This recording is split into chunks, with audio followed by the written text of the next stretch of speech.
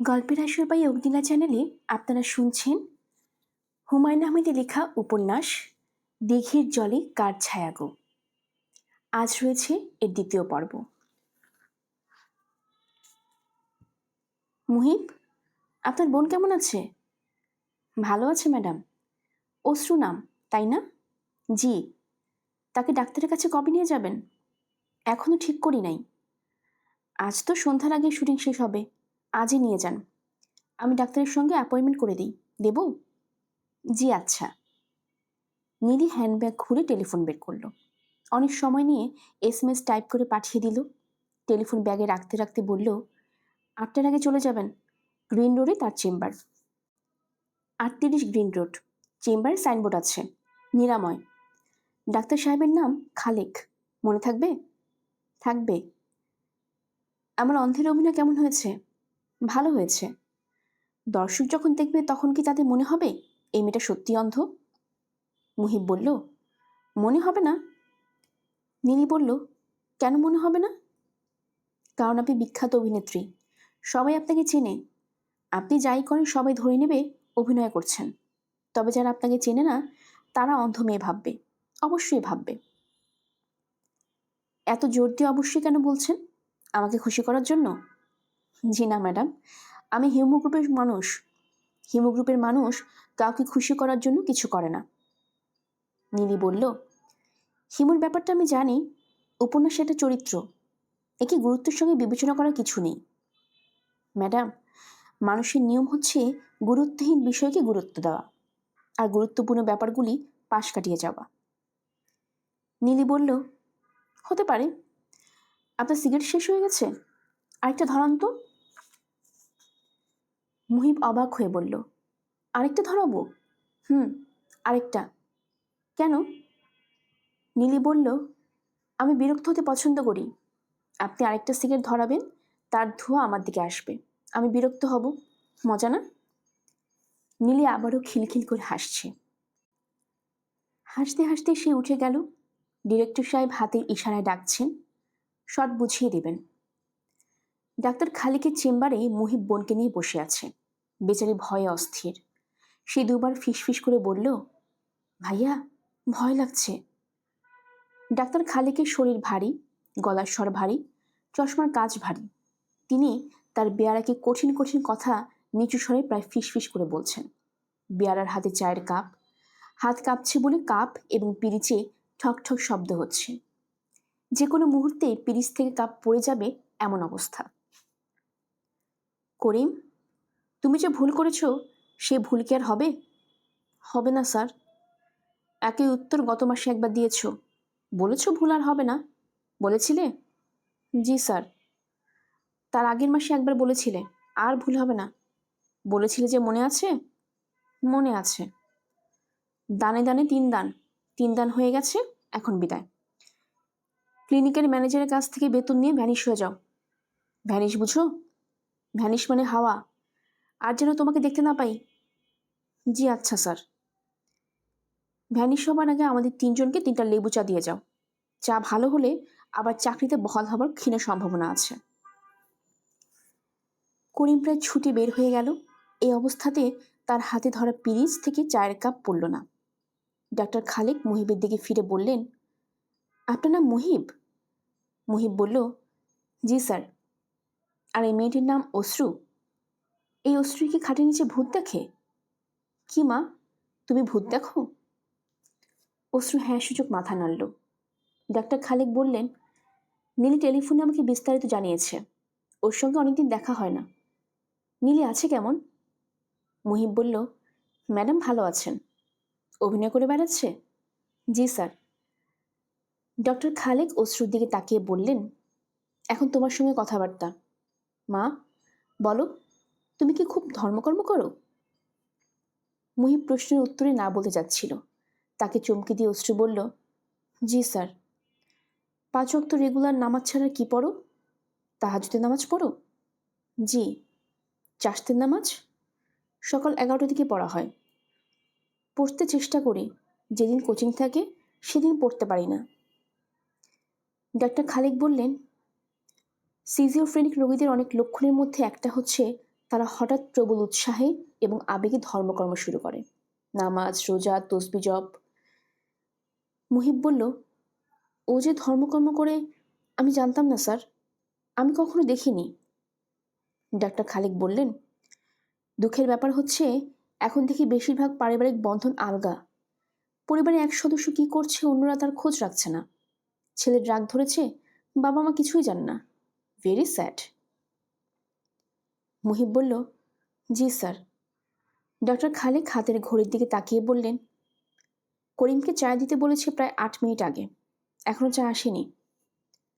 মুহিব বলল, আপনার কথাবার্তায় সে খুব ভয় পাচ্ছিল তো, এই জন্যই ভুলে গেছে। প্রচণ্ড ভয় পেলে স্মৃতি এলোমেলো হয়। বাবা যখন আমাকে ধমকান, আমারও এরকম হয়। আমাকে ধমক দিয়ে বললেন, যা 5টা সিগারেট নিয়ে আয়। আমি বাবার সামনে থেকে বের হই, সিগারেটের কথা ভুলে যাই। ডক্টর খালেক অশ্রুর দিকে তাকিয়ে বললেন, তুমিও কি তোমার ভাইয়ের মতো বাবাকে ভয় পাও? অশ্রু বলল, পাই স্যার। তোমার বাবা কি তোমার খাটের নিচে ভূতের কথা জানেন? জানেন।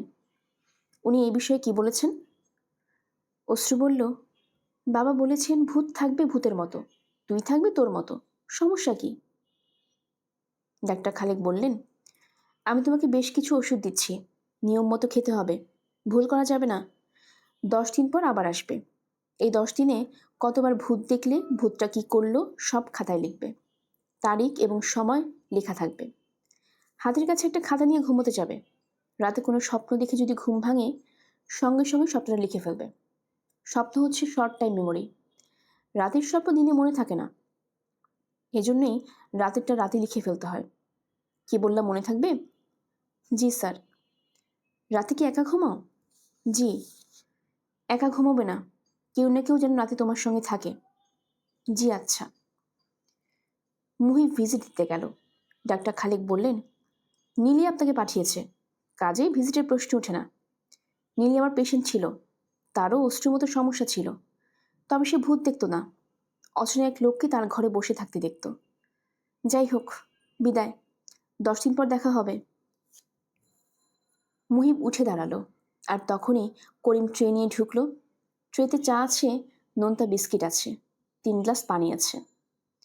ডাক্তার খালিক করিমের দিকে তাকিয়ে বললেন, চা নিয়ে বিদায় হও স্টুপিড, তোর চা এখন কে খাবে?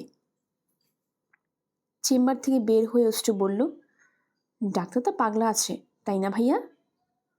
মুহিব সিগারেট ধরাতে ধরাতে বলল, পাগলের ডাক্তাররা খানিকটা পাগল হন। উনি পাগলের ডাক্তার? আমি কি পাগল? অবশ্যই পাগল। পাগল না হলে কেউ খাটের নিচে ভূত দেখে? অশ্রু বলল, তুমি ভুলে গেছো, ভূতটা টান দিয়ে আমার মাথার এক গোছা চুল ছিঁড়ে ফেলেছিল। মুহিব বলল, তুই নিজের চুল নিজে ছিঁড়েছিস, ভূতের ঘায়ে দোষ চাপাচ্ছিস। নিজের মাথার চুল আমি নিজে কেন ছিঁড়ব? পাগল বলেই ছিঁড়বি। যাই হোক, ওষুধ কিনে দিচ্ছি, ঠিক মতো ওষুধ খেয়ে ভালো হয়ে যা। ওষুধ যে কিনবে, টাকা আছে? আছে। কোথায় পেয়েছো? মুহিব জবাব দিল না। নাটকের শুটিংয়ের দিনে টাকা দিনে দিয়ে দেয়। মুহিব 4,000 টাকা পেয়েছে। ঢাকবাজি এই তথ্য জানাবার কিছুই নেই। রাস্তার ওপাশে একটা ফার্মেসি দেখা যাচ্ছে। সে যাচ্ছে ফার্মেসির দিকে। অশ্রু তার পেছনে পেছনে যাচ্ছে। অশ্রুকে কেন জানি খুব আনন্দিত বলে মনে হচ্ছে। ভাইয়া, ওষুধ কেনার পরেও কি তোমার কাছে টাকা থাকবে? থাকতে পারে। এক জায়গা থেকে 4,000 টাকা পেয়েছি। যদি টাকা থাকে আমাকে একটা জিনিস কিনে দেবে? কি জিনিস? একটা বোরকা। বাইরে যখন যাই পুরুষ মানুষগুলো কেমন করে যেন তাকায়, এত বিশ্রী লাগে। বোরকা কেনার মধ্যে আমি নেই, প্লিজ ভাইয়া প্লিজ। মুহিব বিরক্ত মুখে 900 টাকা দিয়ে একটা বোরকা কিনল। ভাই বোন বাসায় ফিরল রাত 9টায়। উঠানে বেতের চেয়ারে আলাউদ্দিন বসে আছেন। বারান্দায় বাতি জ্বালানো, বাতির আলোয় তার থমথমে মুখ দেখা যাচ্ছে। ছেলে মেয়েকে ঢুকতে দেখে তার মুখের চামড়া শক্ত হয়ে গেল। তিনি ছেলেকে কিছু জিজ্ঞেস না করে অশ্রুকে বললেন, কোথায় গিয়েছিলি? সত্যি কথা বলবি, সত্যি কথা বললে ক্ষমা পাবি, মিথ্যা বললে বটি দিয়ে গলা ফাঁক করে ফেলবো। বল, কোথায় গিয়েছিলি? অশ্রু বলল, ডাক্তারের কাছে গিয়েছিলাম বাবা। আলাউদ্দিন বললেন, ট্যাং ট্যাং করে ঘরে ঘুরছিস আর মুখে বলছিস ডাক্তারের কাছে গিয়েছিস? ফার্স্ট শো সিনেমা দেখে এসেছিস, সত্যি কথা বল। সত্যি কথা বললে ক্ষমা। সিনেমা দেখে এসেছিস? অশ্রু বলল, জি বাবা। কোন হল ছবি দেখেছিস বলাকা? অশ্রু বলল, জি বাবা। ছবির নাম কি? অশ্রু হতাশা চোখে মুহিবের দিকে তাকালো। আজ মিথ্যা দিবস না, বাধ্য হয়ে বোনের কারণে মুহিবকে বলতে হলো ছবির নাম। বাবা কেন আসামি? আলাউদ্দিন অশ্রুর দিকে তাকিয়ে বললেন, ছবির নাম বাবা কেন আসামি? অশ্রুর গলা পর্যন্ত কান্না চলে আসছে। অনেক কষ্টে কান্না আটকে বলল, জি বাবা। ঠিক আছে, সামনে থেকে যাও, হাত মুখ ধুয়ে খাওয়া দাওয়া করে আমাকে বাধিত করো। খাবার সময়ও আলাউদ্দিন অনেক ঝামেলা করলেন। ডিমের তরকারিতে লবণ বেশি হয়েছে, এই নিয়ে ঝামেলা। তিনি কঠিন গলায় বললেন, চিনি বেশি হলে খাওয়া যায়, লবণ বেশি হলে খাওয়া যায় না। অশ্রুর মা, তুমি কি এই কথাটা জানো? রাজিয়া জড়সড় হয়ে রইলেন, জবাব দিলেন না। এত বছরেও যার লবণের আন্দাজ হয় নাই, তাকে কি শাস্তি দেওয়া উচিত সেটা জানো? জবাব দাও, জানো? রাজিয়া ক্ষীণ গলায় বললেন, জানি না। আলাউদ্দিন ঠান্ডা গলায় বললেন, কি করা উচিত? রাজিয়া বেগম আতঙ্কিত গলায় এদিক ওদিক তাকালেন। ছেলে মেয়ে কাউকে আশেপাশে দেখা যাচ্ছে না। এই ভয়ঙ্কর কুৎসিত কথা কেউ শুনেনি, কিংবা কে জানে ঘরে বসে হয়তো শুনেছে। তার চোখে পানি এসে গিয়েছিল। তিনি সাবধানে চোখের পানি মুছলেন। মুহিব অশ্রুর ঘরে খাটের উপর বসেছিল। অশ্রু বলল, বাবা, কি কথা বলেছে শুনেছ ভাইয়া? মুহিব বলল, না, আমার কানে ফিল্টারের মতো আছে। যেসব কথা শুনতে চাই না কান সেগুলি ফিল্টার করে বাইরে ফেলে দেয়। তুমি সত্যি শুনতে পাওনি? মুহিব জবাব দিল না। বাটি ভাঙার আওয়াজ আসছে। আলাউদ্দিন সম্ভবত গ্লাস বাটি ছুঁড়ে মারা শুরু করেছেন। রাগারাগি শেষ পর্যায়ে তিনি এই কাজ করেন। অশ্রু বলল, ভাইয়া, রাতে আমার সঙ্গে গিয়ে ঘুমাবে? মুহিব বলল, কেউ ঘুমাবে না, তুই একা ঘুমাবি। ডাক্তার যে বলল একা না ঘুমাতে। মুহিব বলল, ডাক্তার একা ঘুমাতে নিষেধ করেছেন, এদিকে আবার রবীন্দ্রনাথ বলেছেন একা ঘুমাতে। ডাক্তার বড় না রবীন্দ্রনাথ বড়? রবীন্দ্রনাথ আবার কখন একা ঘুমোতে বললেন? মুহিব সিগারেট ধরাতে ধরাতে বলল, রবীন্দ্রনাথ বলেছেন, একলা চলো রে। চলার বেলা একলা, আবার ঘুমোবার বেলাও একলা। একলা ঘুমাও, একলা ঘুমাও, একলা ঘুমাও রে। যদি তোর ডাক শুনে কেউ না আসে, তবে একলা ঘুমাও রে। অশ্রু বলল, ভাইয়া, তোমার গানের গলা তো খুব সুন্দর। মুহিব বলল, তাতে সমস্যা কি? অশ্রু বলল, তুমি কোনো একটা গানের স্কুলে ভর্তি হয়ে গান শিখো তো ভাইয়া। মুহিব সিগারেট ধোয়া ছাড়তে ছাড়তে বলল, শুধু গান না, নাচও শিখব। দাড়ি গোফ কামিয়ে ছোট লিপস্টিক দিয়ে খালি গায়ে হিজড়া নাচ দিব। এসো হে বৈশাখ। অশ্রু হাসছে, মুখে আঁচল চাপা দিয়ে হাসি বন্ধ করার চেষ্টা করছে, পারছে না। রাজিয়া ঘরে ঢুকে বললেন, তোরা খাবি না? মুহিব বলল, বাবার রাগ কমেছে? হ্যাঁ, ভাত খেয়ে দরজা বন্ধ করে শুয়ে পড়েছে। মুহিব বলল, তোমার প্রবেশ নিষেধ? হ্যাঁ। মুহিব বলল, ভালোই হয়েছে, তুমি অশ্রুর সঙ্গে ঘুমাবে। তাকে ডাক্তারের কাছে নিয়ে গিয়েছিলাম, ডাক্তার বলেছেন রোগী যেন একা না শোয়। রাজিয়া বললেন, রোগী মানে? অশ্রু কী রোগ হয়েছে? মুহিব বলল, অশ্রুর ভূত রোগ হয়েছে। খাটের নিচে যে ভূত দেখে এইটাই রোগ। মা, তাকে একটা বক্স খাট কিনে দিলে কেমন হয়? বক্স খাটে খাটের নিচে বলে কিছুই নেই, কাজে ভূত বেচারার থাকার জায়গাও নেই। সে বাধ্য হয়ে বাবার খাটের নিচে আশ্রয় নেবে, মাঝরাতে বাবাকে ভয় দেখাবে। রাজিয়া বললেন, খেতে আয় তো। মুহিব উঠে দাঁড়াতে দাঁড়াতে বলল, মা, তুমি যে লটারিতে 1000 টাকা পেয়েছো এটা জানো? না তো, আমি তো কোনো লটারির টিকিট কিনি নেই। মুহিব বলল, আমি তোমার হয়ে কিনেছি, সেখানে 1000 টাকা পাওয়া গেছে, এই নাও। রাজিয়া টাকা হাতে নিতে নিতে আনন্দিত গলায় বললেন, কিসের লটারির টিকিট কিনেছিলি? মুহিব বলল, ড্রামা লটারি। সেখানেই উঠেছে। তুমি বিরাট ভাগ্যবতী মা। রাত 1টা বাজে। মুহিবের চোখ ঘুমে ভেঙে আসছে। সে অনেক কষ্টে জেগে আছে। লীলা রাত 1টায় ফোন করবে, অল্প কিছুক্ষণ কথা বলে ঘুমোতে যাবে, এই নিয়ম। মুহিবের টেলিফোন বাজছে। মুহিব ঘুম ঘুম গলায় বলল, লীলা, কেমন আছো? নীলা বলল, বৃষ্টি হচ্ছে জানো? মুহিব বলল, জানি। আমাদের বাসার ছাদ টিনের, ছাদে শব্দ হচ্ছে। আমি ঠিক করেছি ছাদে উঠে বৃষ্টিতে ভিজব। মুহিব বলল, বৃষ্টিতে ভিজে নিউমোনিয়া বাঁধাও, কোনো অসুবিধা নেই। নীলা বলল, কতক্ষণ তোমাকে দেখি না জানো? কতক্ষণ? 54 ঘন্টা। কাল সন্ধ্যায় বাসায় আসতে পারবে? পার্টি? হ্যাঁ, পার্টি। হাইফাই ধরনের? বলতে পারো। পার্টি দিচ্ছেন আহসান সাহেব। উনি হাইফাই পার্টি পছন্দ করেন। আহসান সাহেবটাকে? তুমি যদি উত্তর মেরু হও, উনি দক্ষিণ মেরুর দক্ষিণ। বছরে 6 মাস আমেরিকা ইউরোপ করেন। তার একটা পিএইচডি ডিগ্রি আছে। টঙ্গীতে তার একটা ওষুধ ফ্যাক্টরি আছে। সাভারে আছে গার্মেন্টস ফ্যাক্টরি। তোমার সঙ্গে সম্পর্কটা কি? লীলা বলল, আমার মা তাকে খুব পছন্দ করতেন। বাবাকে মৃত্যুর আগে বলে গেছেন তার সঙ্গে যেন আমার বিয়ে হয়। সম্ভাবনা আছে? অবশ্যই আছে। অপছন্দ করার মতো কিছু তার মধ্যে নেই। মুহিব হাইক তুলতে তুলতে বলল, টেলিফোন রাখি, ঘুম পাচ্ছে। লীলা বলল, আচ্ছা, তোমাদের ওদিকে কি এখনো বৃষ্টি হচ্ছে? হুম। হুম কি? সুন্দর করে বলো। বৃষ্টি হচ্ছে, ঝুম বৃষ্টি হচ্ছে। নীলা বলল, 1 লাইন বৃষ্টি গান গিয়ে টেলিফোন রাখো। মুহিব বলল, আমি ক্যাসেট প্লেয়ার না, টিপ দিবে আর গান বের হবে। 1 লাইন প্লিজ, 1 লাইন। বৃষ্টি গান একটাও মনে পড়ছে না। ওইটা দাও। এসো করো স্নান নবধারা জলে, এসো নিপবনে।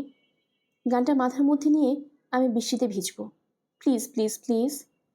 3বার প্লিজ বলে কথা শুনতে হয়। না শুনলে কি হয় জানো? কি হয়? 3 দিক থেকে বিপদ আসে। এখন গান শুরু করলে আমার ঘুম কেটে যাবে। ঘুম কাটলে খুব ভালো হবে। তুমিও বৃষ্টিতে ভিজবে। একই সময় একই কাজ, দুজন দুদিকে করব।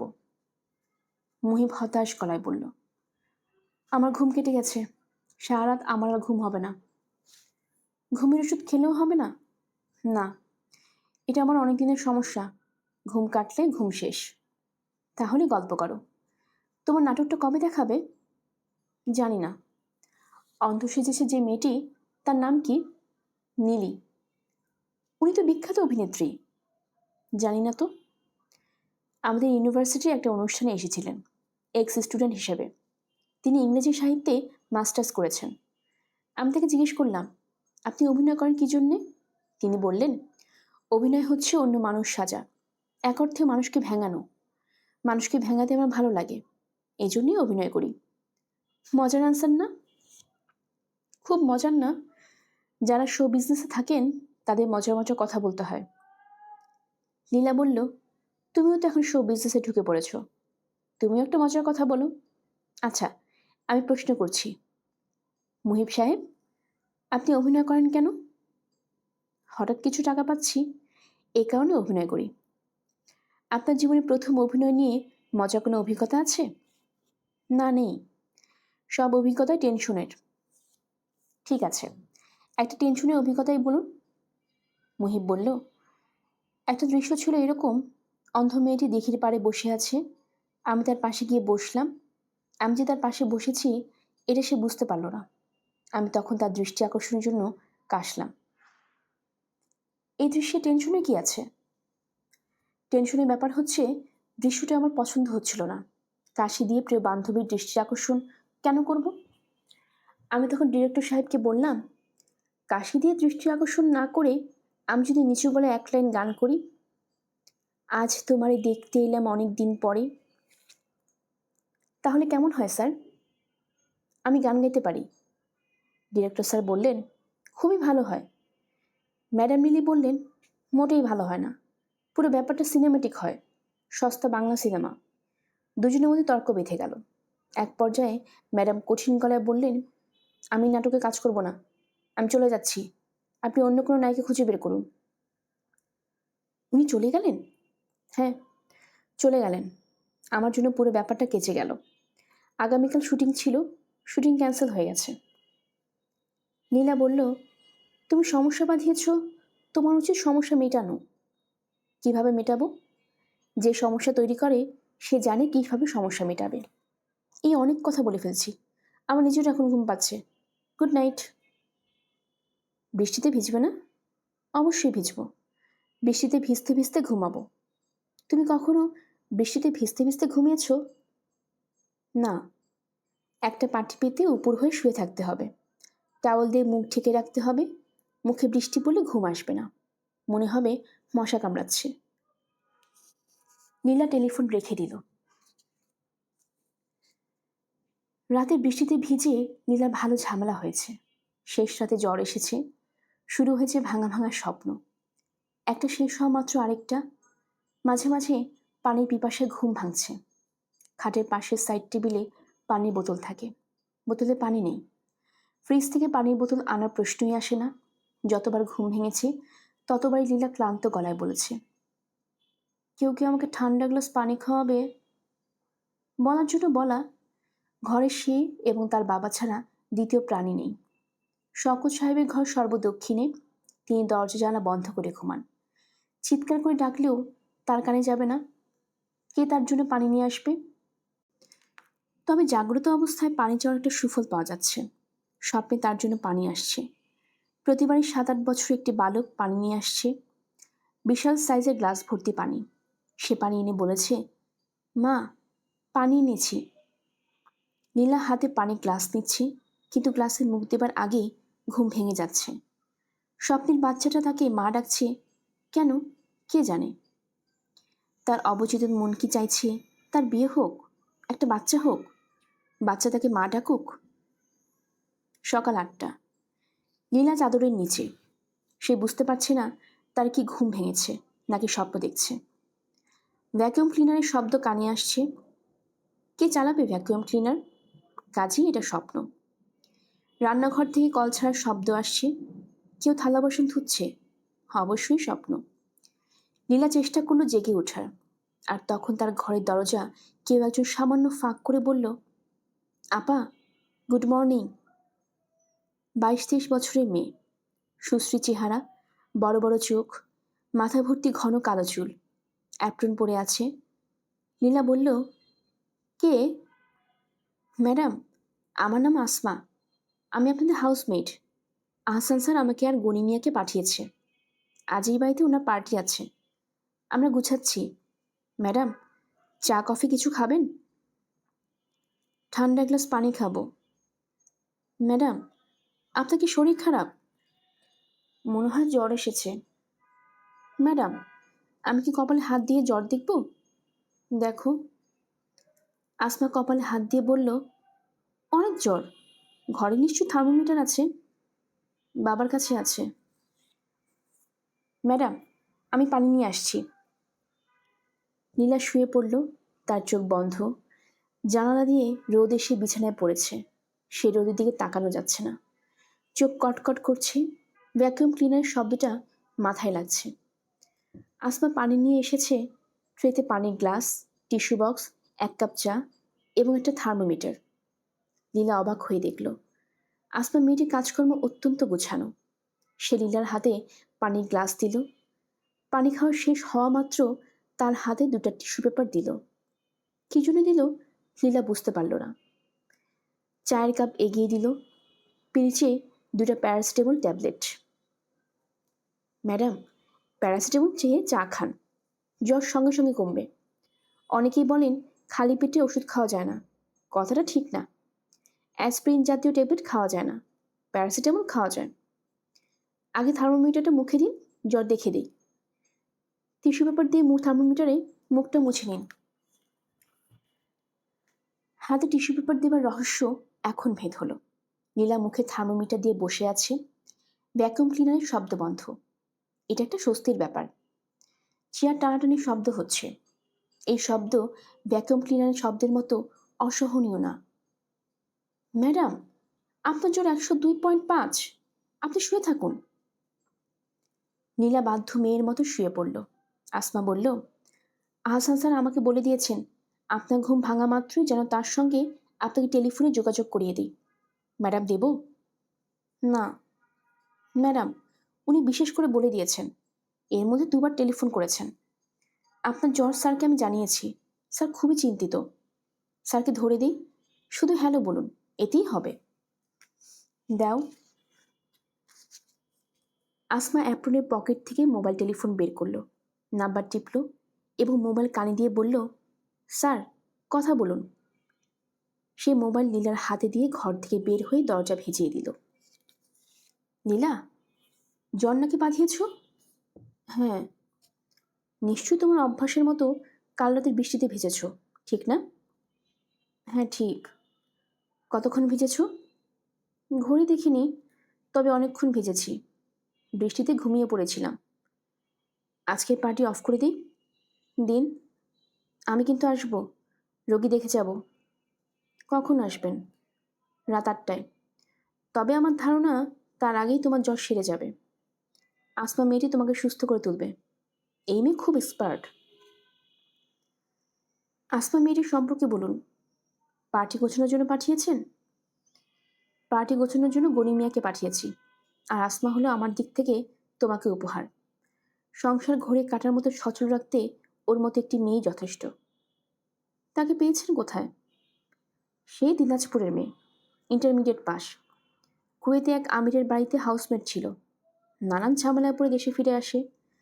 তার অতীত ইতিহাসের তো তোমার দরকার নেই, নাকি আছে? দরকার নেই। তুমি রেস্ট নাও। জ্বর নিয়ে অতি প্রিয়জনের সঙ্গে কথা বলতেও ভালো লাগে না, আর আমি অতি প্রিয়জনদের তালিকায় নেই। নীলা বলল, আমার অতি প্রিয়দের তালিকায় কে কে আছে বলে আপনার ধারণা? আহসান বলল, তোমার বাবা, মুহিব নামের যুবক যে তোমাকে ডাস্টবিন থেকে উদ্ধার করেছে, তোমার ডাক্তার ছোট খালা সালেহা, ছাদে তোমার পোষা 2 ময়ূর এবং বাদরটা। বাদরটার নাম যেন কি? হরহুরকু না? জি, হরহুরকু। এই অদ্ভুত নামটা কেন দিয়েছ? লীলা বলল, আপনি আয়নার সামনে দাঁড়িয়ে কয়েকবার হরহুরকু বলুন, দেখবেন হরহুরকু বলার সময় চেহারা বাদরের মতো হয়ে যায়। এই জন্যে নাম রেখেছি হরহুরকু। আহসান বলল, এক্ষুনি ব্যাপারটা টেস্ট করছি। নীলা, কথা শেষ হওয়ার আগে ছোট্ট একটা কথা, ভিন্ন প্রসঙ্গ বলি। বলুন। আমি বিদেশ থেকে যখন আসি তুমি আমার সঙ্গে আপনি আপনি করে কথা বলো। একটা পর্যায়ে এসে তুমি বলতে শুরু করো। তখন বিদেশে যাবার সময় হয়।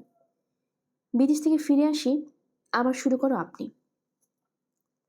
নীলা বলল, এবার যখন তুমি বলা শুরু করব তখন বিদেশ যাবেন না? তাহলেই তো হয়। আহসান বললেন, এটা মন্দ বলনি। লীলা, রাখি। দেখা হবে সন্ধ্যায়। দ্রুত সেরে ওঠো। চেষ্টা করছি। Thank you. লীলা টেলিফোন রাখার পরপরই আসমা গামলা ভর্তি পানি এবং তোয়ালে নিয়ে ঢুকেছে। লীলা বলল, কি? ম্যাডাম, আপনার গায়ে স্পঞ্জ করে দেব। লাগবে না। আপনি চুপ করে শুয়ে থাকুন, আমি গায়ে স্পঞ্জ করছি, দেখবেন কত ভালো লাগবে। ম্যাডাম, আমি আপনার সারা গায়ে স্পঞ্জ করব। আপনি চোখ বন্ধ করে থাকুন, আমাকে লজ্জা করার কিছুই নেই। আসমা গায়ে স্পঞ্জ করছে। লীলা চোখ বন্ধ করে শুয়ে আছে। তার ভালো লাগছে, মনে হয় জ্বর কমতে শুরু করেছে। ম্যাডাম, ছাদে আপনার ময়ূর দুটো দেখে এসেছি। এদের স্বাস্থ্য বেশ ভালো। কিছুদিনের মধ্যে পালকের রং ধরবে। তুমি জানো কিভাবে? আমি কুয়েতে যে শেখের বাড়িতে কাজ করতাম, ওনার 10টা ময়ূর ছিল। 2টা ইমু পাখি ছিল। ময়ূরকে খাওয়ানোর জন্য উনি তার প্রাইভেটে প্লেনে করে হংকং থেকে সাপ আনাতেন। শেখের নাম কি? অনেক লম্বা নাম। আল হাসান ইবনে মোহাম্মদ ইবন জাফর ইবনিল হোসায়ন। সবাই ডাকতো শেখ হাসান। তার চিড়িয়াখানায় আর কি ছিল? নানান ধরনের পাখি ছিল। কোনো পশু ছিল না, তিনি পশু পছন্দ করতেন না। অনেক জাতির ঈগল ছিল। একটা ঈগল ছিল তার পোষা, নাম সাব্বাহ।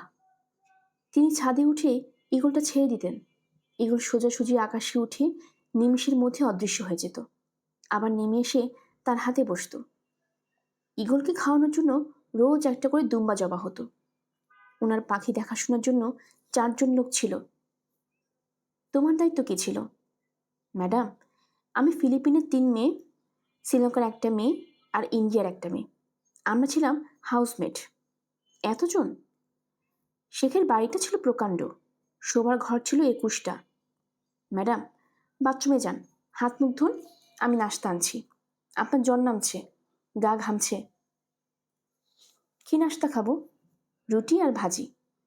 আমি একটা লিস্টি করে রেখেছি, লিস্টির মতো জিনিস আনিয়ে দিলে সকালে নাস্তার সমস্যা হবে না।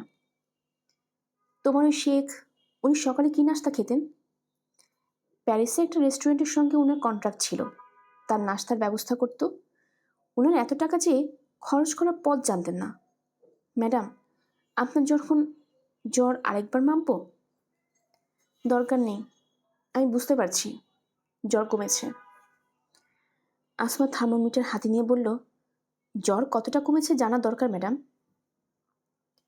তুমি আমাকে এখন থেকে আপা ডাকবে, ম্যাডাম ডাকবে না। বারবার ম্যাডাম ডাকছো, মনে হচ্ছে আমি সিনেমার নায়িকা।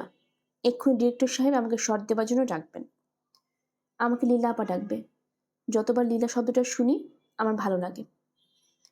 আসমা বলল, আমি আপা ডাকবো, লীলা আপা ডাকবো না। আপনার নাম ধরে ডাকবেন আপনার প্রিয়জনরা। লীলা বলল, থার্মোমিটার মুখে দিয়ে আমি 1 মিনিট বসে থাকবো, কথা বলতে পারবো না। এই 1 মিনিটে তুমি তোমার স্যার আহসান সম্পর্কে যা জানো বলবে। আসমা বলল, পুরুষ মানুষের মধ্যে মন্দ ভাব বেশি। মন্দ নাই এমন পুরুষ মানুষ পাওয়া কঠিন। স্যারের মধ্যে মন্দ অংশ কম। আপা, আপনি এক সময় না এক সময় জানবেন, এই জন্যই এখন বলছি। কুয়েতের ওই শেখ সব কজন মেয়েকে ব্যবহার করত। অনেক ঝামেলা করে আমি ফিরে আসি। আহসান স্যার ফিরে আসার ব্যাপারে আমাকে অনেক সাহায্য করেছেন। আমার মতো মেয়েদের পুরুষরা বেশ্যা বিবেচনা করে, তাদের সঙ্গে সেই আচরণ করে। আহসান স্যার কখনো এরকম করেননি। তিনি সম্মানের সঙ্গে আমার সঙ্গে কথা বলেন। আসমা থার্মোমিটার হাতে নিয়ে বলল, আপা, আপনার টেম্পারেচার এখন 100 সামান্য নিচে। লীলা বলল, শেখের নামটা আরেকবার বলো তো।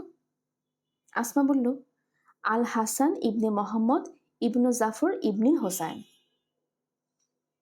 মুহিব নীলি ম্যাডামের বাড়ির গেটের সামনে দাঁড়িয়ে। 2 জন দারোয়ান গেট পাহারা দিচ্ছে, আর একজন সম্ভবত কেয়ারটেকার জাতীয় কেউ সেই মুহিবকে আটকেছে। আপনার নাম, কোত্থেকে এসেছেন, সেই ঠিকানা এবং কেন এসেছেন সেটা লেখেন। মুহিব বলল, এত লেখাপড়া? জি, এইটাই নিয়ম। নীলি ম্যাডাম এই নিয়ম করেছেন। তাকে অনেক উটকা লোক বিরক্ত করে তো, এই জন্যে। আপনি করেন কি? আমি কিছু করি না, আমিও একজন উটকো লোক। তাহলে দেখা হবে না, লেখালেখি করে লাভ নাই, চলে যান। এসেছি যখন চেষ্টা করে দেখি। বসেন এই চেয়ারে, 10টা বাজুক, 10টার পর ভেতরে খবর দেব। 10টার আগে ম্যাডামের কাছে খবর পাঠানো নিষেধ। মুহিব বলল, 3তলা বাড়ির পুরোটাতে কি ম্যাডাম থাকেন? জি। এমন কেউ কি আছে যাকে আপনারা গেটে আটকান না? সে সরাসরি চলে যেতে পারে, ফ্রি পাস? এমন কেউ নাই। ম্যাডামের হাজব্যান্ড যদি আসেন তাকেও খবর পাঠাতে হয়। ম্যাডাম বিবাহিত? জানতাম না তো। কেয়ারটেকার বলল, সম্পর্ক নাই, 2 জন আলাদা থাকে। পুলা একটা আছে স্যার, তারা মাঝে মধ্যে দেখতে আসে। মুহিব বলল, ছেলের নাম কি? পদ্ম। পদ্ম তো মেয়েদের নাম।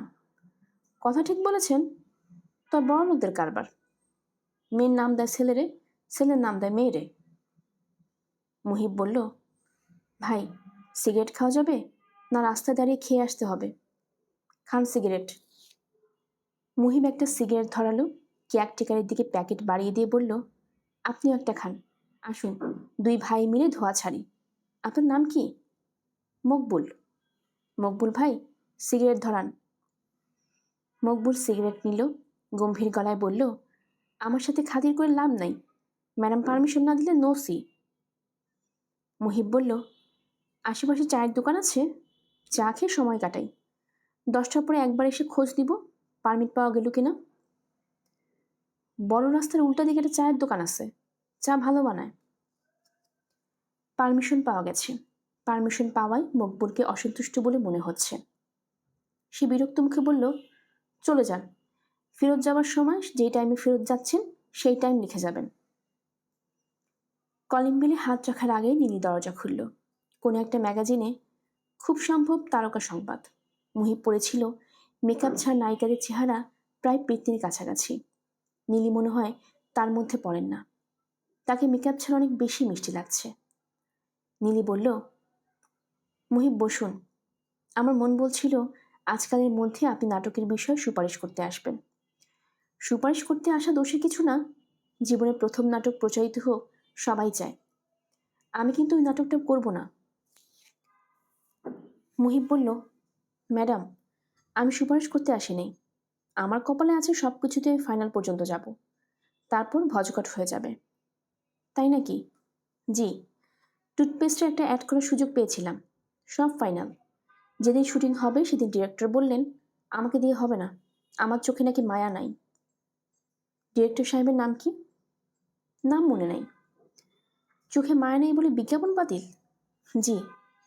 নীলি বলল, চোখের মায়াটা আসলে কি? জানি না। ভালো করে তাকিয়ে দেখুন তো, আমার চোখে কি মায়া আছে? মুহিব কি বলবে বুঝতে পারছে না।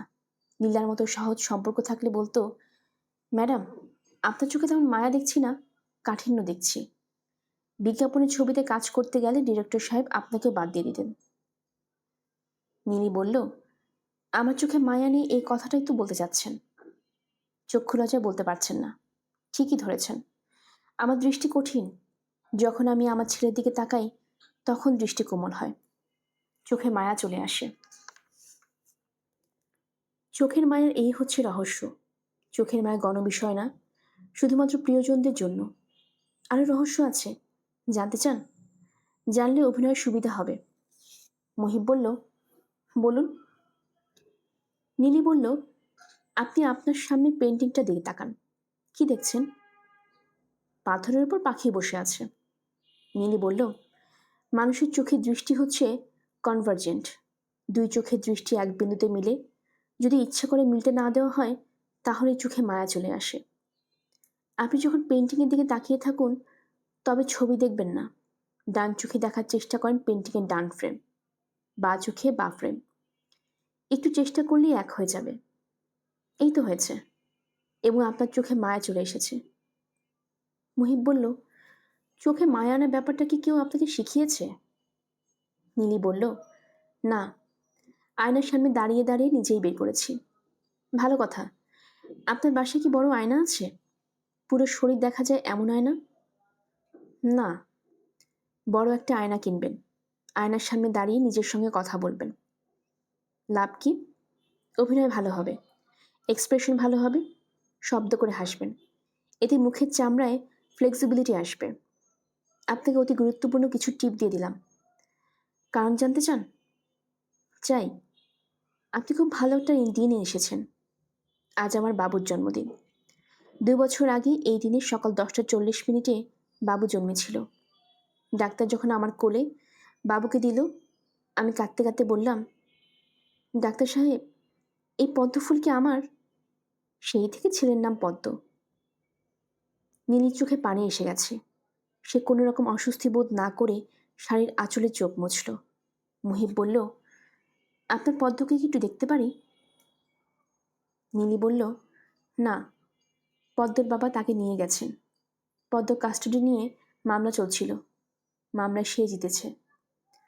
7 বছর বয়স পর্যন্ত সব মায়েরা বাচ্চাকে রাখার অধিকার পায়, আমি পাইনি। কারণ তার বাবা কোর্টে প্রমাণ করতে পেরেছেন আমি চরিত্রহীনা নারী। আমার বাড়িতে রোজ রাতে দুষ্ট লোকের আড্ডা হয়, মদ্যপান করা হয়। অভিনয়ের নাম করে আমি দিনের পর দিন বিভিন্ন শুটিং স্পটে রাত কাটাই। আমার ছেলে কাজের মেয়েদের কাছে একা থাকে। বাবুর যে মূল আয়া সজিরন কোর্টে তাই বলেছে। বাবুর বাবা সজিরনকে 50,000 টাকা দিয়েছেন। 50,000 টাকা ওদের কাছে অনেক বড় ব্যাপার। মুহিব বলল, সজিরন কি এখন ওই বাড়িতে পদ্ম দেখাশোনা করেন? ঠিকই ধরেছেন। আপনার বুদ্ধি ভালো, আপনি অভিনয় ভালো করবেন, বেকুবরা অভিনয় করতে পারেন না। চা খাবেন? মুহিব বলল, না, আমি চা খেয়ে এসেছি।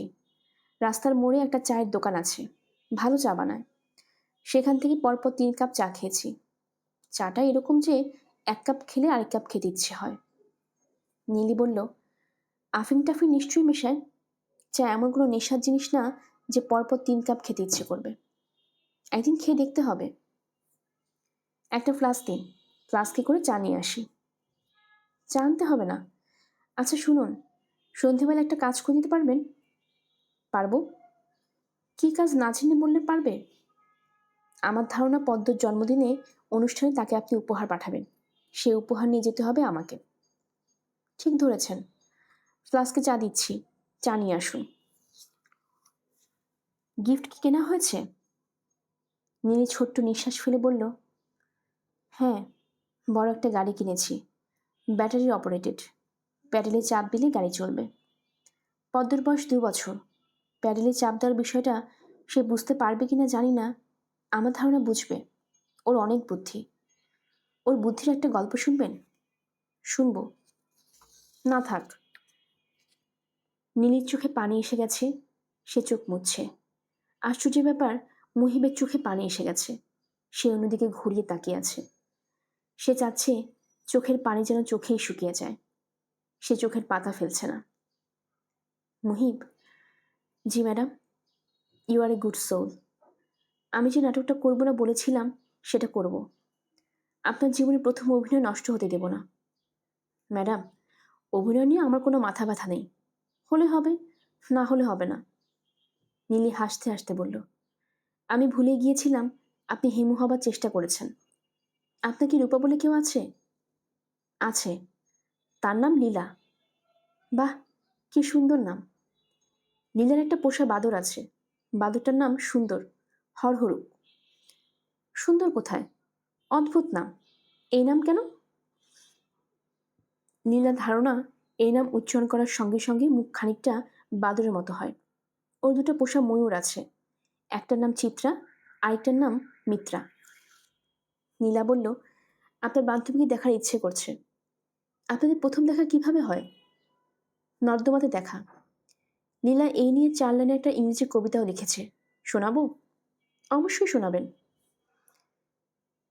We are in the drain. I looked at him and saw his pain. With weariness and fault, I craved the dirty stain. লীলার জ্বর নেই, তবে চেহারার জ্বরের ছায়া পড়ে আছে। তাকে ক্লান্ত এবং বিষণ্ণ লাগছে। তার ইচ্ছে করছে বিছানায় চোখ বন্ধ করে শুয়ে থাকতে। লবণবাতির রহস্য আলো ছড়া ঘাড়ে কোনো আলো থাকবে না।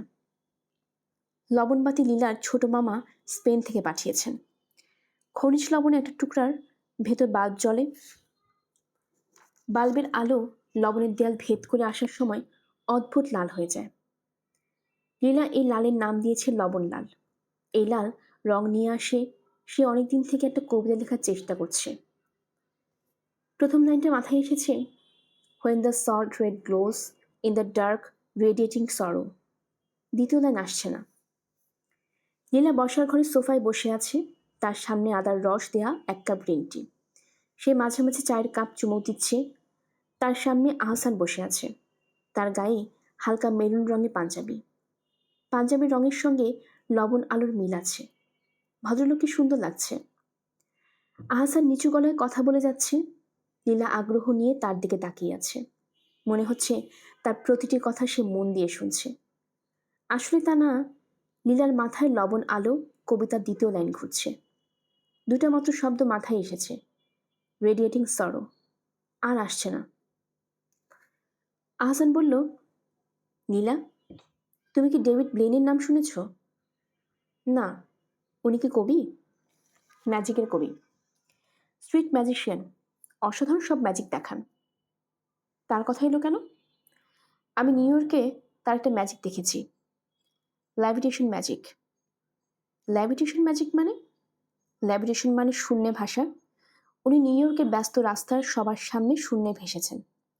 রাস্তা থেকে 6 ইঞ্চি উপরে উঠে 2 মিনিট 30 সেকেন্ড ছিলেন। 2 মিনিট শূন্যে ভেসে লাভ কি? মধ্যাকর্ষণ শক্তিকে 2 মিনিটের জন্য অগ্রাহ্য করে পৃথিবীর বিজ্ঞানীদের চমকে দিয়েছেন। এটাই লাভ। লীলা, তুমি মনে হয় মন দিয়ে আমার কথা শুনছো না। আবার জ্বর আসছে নাকি? দেখি, হাতটা বাড়াও তো, জ্বর দেখি। লীলা হাত বাড়ালো। আহসান লীলার হাত ধরল। লীলা মনে মনে শুনছে 1001, 1002, 1003। আহসান কতটা সময় হাত ধরে থাকে সেটা জানার জন্যই 1001-2 বলা। একবার 1001 বলতে 1 সেকেন্ড লাগে। লীলার হিসেবে 11 সেকেন্ড পর আহসান হাত ছেড়ে দিয়ে বলল, মনে হচ্ছে জ্বর আসছে। লীলা বলল, আসুক, ঝড় আসছে আসুক। ঝড় বলছো কেন? লীলা বলল, জ্বর হলো শরীরের ঝড়, এই কারণে ঝড় বলছি। ম্যাজিক সম্বন্ধে কি বলছিলেন বলুন। ম্যাজিশিয়ান ভদ্রলোক 2 মিনিট 30 সেকেন্ডে শূন্যে ঝুলে রইলেন। আহসান বলল, তুমি মনে হয় রেডিকিউল করছো। সবার সামনে কোন যন্ত্রপাতির সাহায্য ছাড়া শূন্যে ভেসে থাকা কঠিন কাজ। যে দেখে তার মধ্যে এক ধরনের অলৌকিক অনুভূতি হয়। তুমি দেখবে? আমি কিভাবে দেখব? ব্লেন সাহেবকে আমি কোথায় পাবো? আমি দেখাবো। আপনি দেখাবেন মানে? আপনি ম্যাজিক জানেন নাকি? ম্যাজিক জানি না, তবে দেশের বাইরে যখন যাই 2-1টা ইজি আইটেম ম্যাজিক শপ থেকে কিনে নিয়ে আসি। শূন্যে ভাষায় ইজি আইটেম? কৌশলটা খুবই সহজ। অপটিক্যাল ইলিউশন তৈরি করা। শূন্যে ভাষার ডেভিড ব্লেনের এই ভার্সনটার কৌশল জানতে $300 খরচ করতে হয়েছে। তোমাকে দেখাবো? দেখান। আহসান উঠে দাঁড়ালো, ঘরের শেষ মাথায় চলে গেল, বড় করে নিঃশ্বাস ফেলে একটু নিচু হলো, তারপর লীলাকে অবাক করে দিয়ে সত্যি সত্যি শূন্যে 6 ইঞ্চি উপরে উঠে গেল। লীলা বলল, ও গড! আহসান শূন্য থেকে নামতে নামতে বলল, আনন্দ পেয়েছ? অবশ্যই আনন্দ পেয়েছি। কৌশলটা শিখিয়ে দেব। না, কৌশল কেন শেখাবেন? কৌশল শিখলে তো রহস্যই নষ্ট। তবে আপনি মুহিবকে দেখাতে পারেন। মাঝে মাঝে সে শূন্যে ভেসে আমাকে দেখাবে, আমি মজা পাবো। আহসান ছোট্ট নিঃশ্বাস ফেলে বললেন, আচ্ছা, তাকে শিখিয়ে দেব। গল্পের আসবাই অগ্নিলা চ্যানেলে আপনারা শুনছিলেন হুমায়ুন আহমেদের লেখা উপন্যাস দিঘির জলে কার ছায়া গো। আজ ছিল দ্বিতীয় পর্ব। আমাদের গল্প পাঠ আপনাদের কাছে ভালো লেগে থাকলে কাইন্ডলি সাবস্ক্রাইব করবেন, সবার সাথে শেয়ার করবেন। আমাদের চ্যানেলে আরও কিছু গল্প রয়েছে, আশা করি আপনাদের সবার কাছে ভালো লাগবে। সবাই ভালো থাকবেন। ধন্যবাদ।